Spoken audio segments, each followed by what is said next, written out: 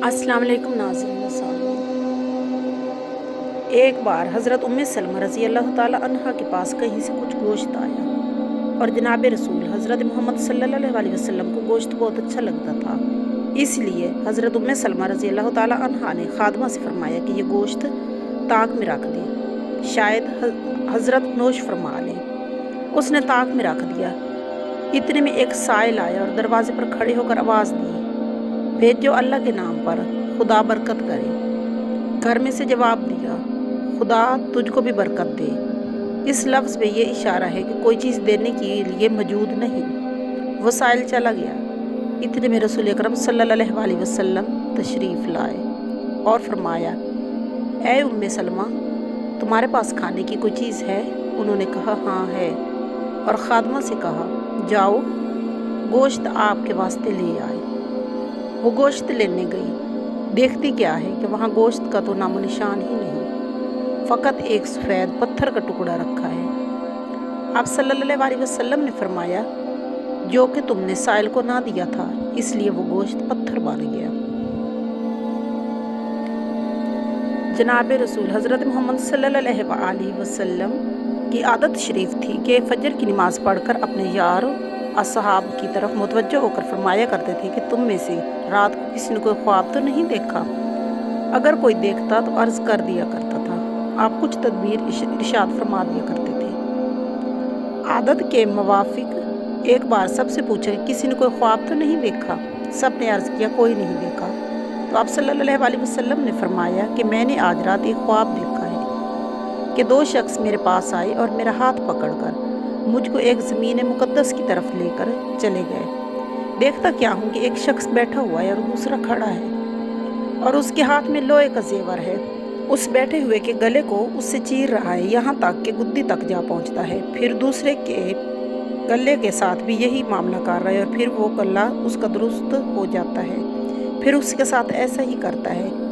मैंने पूछा, ये क्या बात है? वो दोनों शख्स बोले, आगे चलो। हम आगे चले, यहाँ तक कि एक ऐसे शख्स पर गुजर हुआ जो लेटा हुआ है और उसके सर पर एक शख्स हाथ में पड़ा भारी पत्थर लिए हुए खड़ा है।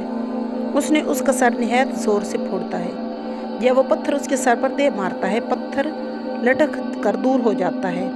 जब वो उसके उठाने के लिए जाता है तो अब तक लौटकर उसके पास नहीं आने दे पाता कि उसका सर फिर अच्छा खासा जैसा था वैसा ही हो जाता है और फिर उसको इसी तरह फोड़ता है। मैंने पूछा, ये क्या है? वो दोनों बोले, आगे चलो।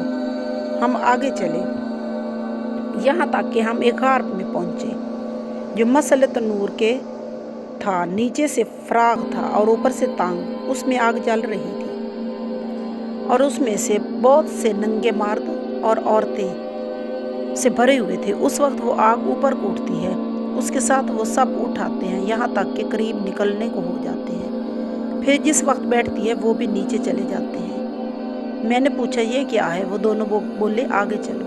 हम आगे चले, यहाँ तक कि एक खून की नहर पर पहुँचे।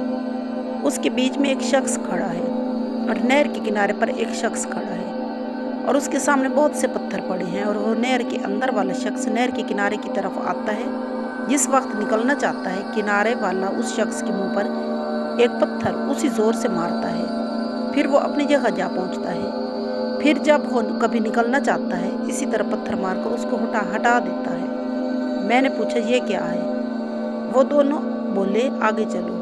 हम आगे चले, यहाँ तक कि एक भरे बाग में पहुँचे। उसमें एक दरख्त है और उसके नीचे एक बूढ़ा आदमी, बहुत से बच्चे बैठे हैं और जन्नत दरख्त के करीब एक और शख्स बैठा हुआ है। उसके सामने आग जल रही है, वो उसको थूक रहा है। फिर वो दोनों मुझको चढ़ाकर दरख्त के ऊपर ले गए और एक घर दरख्त के बीच में निहायत उम्दा बन रहा था, उसमें ले गए। मैंने ऐसा घर कभी नहीं देखा। उसमें मर्द, बूढ़े, जवान, औरतें और बच्चे बहुत सारे थे। मैंने उन दोनों शख्सों से कहा कि तुमने मुझको तमाम रात फिर अब तक बताओ कि ये सब क्या इसरार है? उन्होंने कहा कि वो शख्स जो तुमने देखा था उसके गले चीरे जाते थे और शख्स झूठा है कि झूठी बातें किया करता था और बातें तमाम जहान में मशहूर हो जाती थी। उसके साथ क़यामत तक यूं ही करते रहेंगे اور جس کا سر پھوڑتے ہوئے دیکھا وہ شخص اللہ تعالیٰ نے اس کو علم قرآن دیا، رات کو اسے غافل ہو کر اور دن کو اس پر عمل نہ کیا، قیامت تک اس کے ساتھ یہی معاملہ رہے گا۔ اور جن کو تم نے آگ کی غار میں دیکھا وہ زنا کرنے والے لوگ ہیں، اور جس کو خون کی نہر میں دیکھا وہ سود کھانے والا ہے۔ اور درخت کے نیچے جو بوڑھا شخص تھے وہ حضرت ابراہیم علیہ السلام ہیں، اور ان کے گرد اگر جو بچے دیکھے وہ لوگوں کی نابالغ اولاد ہیں۔ اور جو آگ دھونک رہا تھا وہ مالک دوزخ کا ہے، اور پہلا گھر جس میں آپ داخل ہوئے تمام مسلمانوں کا ہے، یہ دوسرا گھر شہیدوں کا ہے، اور حضرت جبرائیل علیہ السلام اور میں حضرت جبرائیل علیہ السلام ہوں، اور یہ میکائیل ہیں۔ پھر بولے سر اوپر اٹھاؤ۔ میں نے سر اوپر اٹھایا تو میرے اوپر ایک سفید بادل نظر آیا۔ بولے یہ تمہارا گھر ہی ہے۔ میں نے کہا مجھ کو چھوڑے اور میں اپنے گھر میں داخل ہوں۔ بولے ابھی تمہاری عمر باقی ہے، پوری نہیں ہوئی، اگر پوری ہو چکی ہوتی تو ابھی لے جاتے۔ صلی اللہ علیہ وآلہ وسلم۔